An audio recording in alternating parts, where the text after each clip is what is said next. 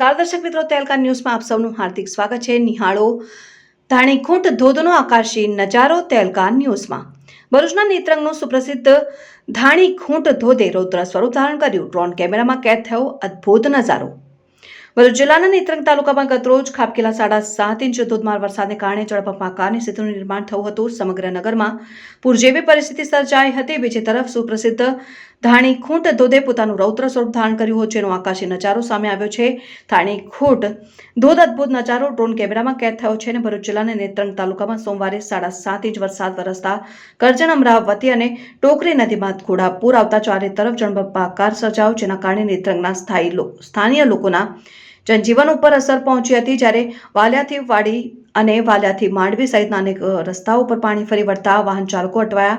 નવા નીર આવતા નદી નાળાઓ છલકાઈ ઉઠ્યા હતા. તો નેત્રંગનો સુપ્રસિદ્ધ ધાણીખૂંટ ધોધ સોળે કળાએ ખીલી ઉઠ્યો છે. અને નવા નીરની આવક થતાં તેને પોતાનું રૌદ્ર સ્વરૂપ ધારણ કર્યું, ત્યારે તેનો આકાશી નજારો સામે આવ્યો છે. રિપોર્ટર રવિ સૈયદ, તહેલકા ન્યૂઝ, નેત્રંગ.